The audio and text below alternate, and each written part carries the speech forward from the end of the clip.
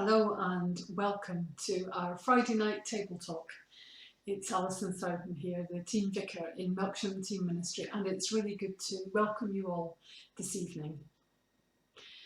Over the past few days we've been thinking about various topics. We had a question of faith and trust, and then we looked at World Day and St George's Day.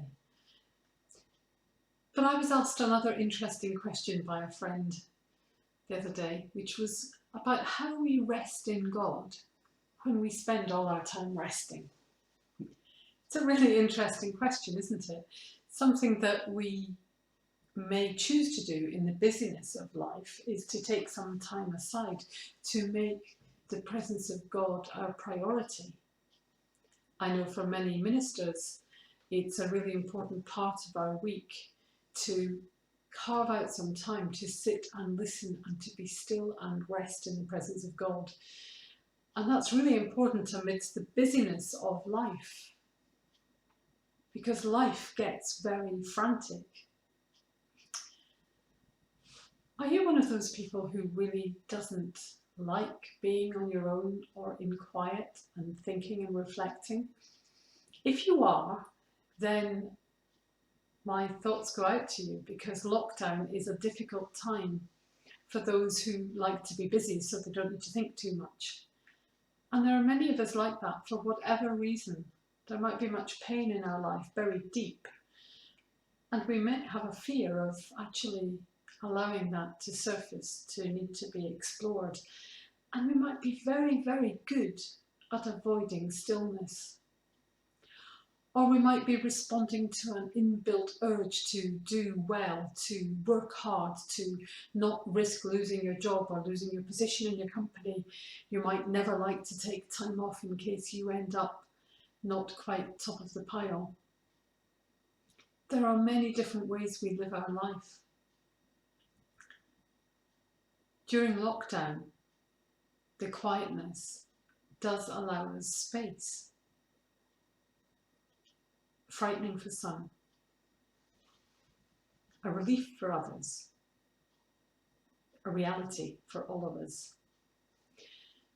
So back to my friend's question, what does it look like to rest in God when resting is something you're doing a lot more of? And I think it leads on really well from the question we had about faith and trust the other day, what it is to trust in God. To not just know of his existence, but through his character, to be able to surrender yourself, knowing that all things will be well in God. And resting in God is very similar to that. It ties in again with that passage that we had from Matthew, I think I mentioned the other day, about when we are heavy burdened.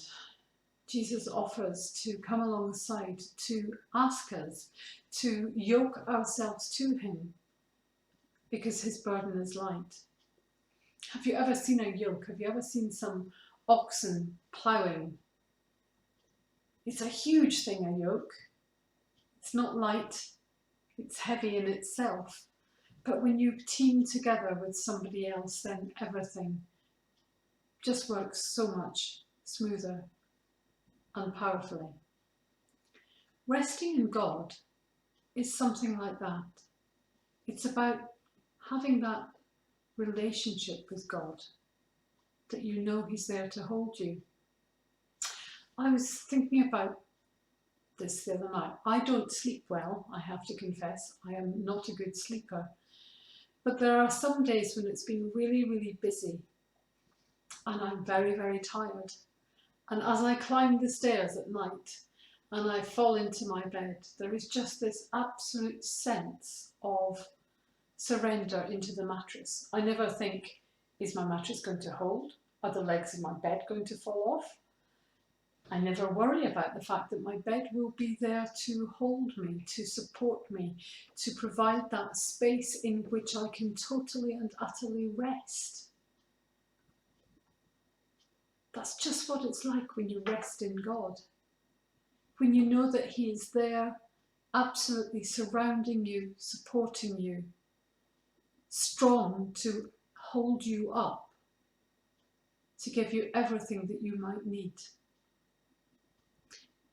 If we take that feeling of comfort that we get when we climb into our bed, bone weary and tired and looking for rest, and bring that into our wakefulness, into our relationship with God, that same sense of trust and rest in Him, then it doesn't matter whether we are in busyness of a world at work or in the quietness of a time of rest, perhaps in lockdown. What matters is that we have that relationship with God where we know that we are held and we believe in Him. We believe enough to let Him carry our burden, hold our weight. Lockdown isn't going to end anytime soon, I don't think. We may continue this for weeks, it may continue for months on a different kind of scale. But whatever we face and whatever comes to us in this time, we know that if we are able to relax ourselves into God's care, then all things will be well. That's not to say that we won't struggle. That's not to say that there will be days where we are fit to scream. And screaming's okay too, some days. But if we know that we're not doing this on our own, that God journeys with us, then it is much more doable. I think that as we go through and we learn more about it ourselves,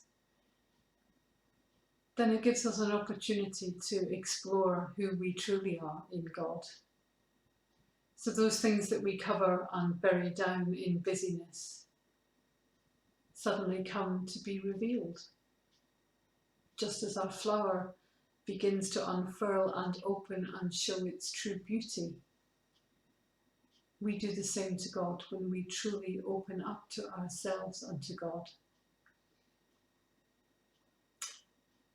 I can remember once very clearly having an image of prayer and asking for forgiveness and laying everything down before the cross and walking away, and as I walked away picking up a little cross from here and slinging it on my shoulder, and a little cross from there and another cross from somewhere else, and picking all my burdens up as I walked away from the cross. That's not what Jesus has in mind for us.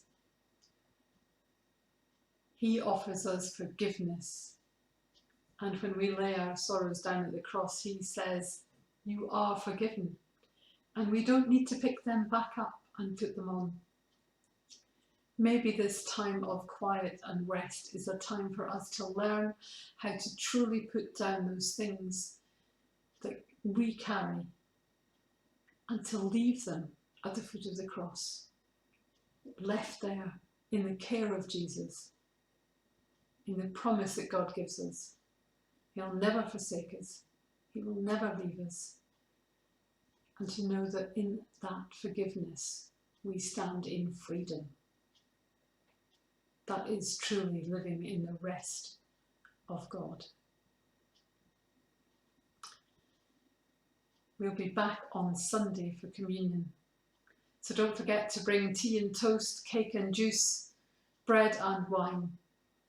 And we will have, if not the sacramental communion of church service, we will have that meal of remembrance in our own homes and in our own spaces. And we will share that moment of remembrance together. And if you want to join us for that, it would be lovely, 10 o'clock Sunday morning. And don't forget, next week, Tuesday to Friday, we'll be back for more table talk. So stay well, stay safe, and God bless. Bye-bye.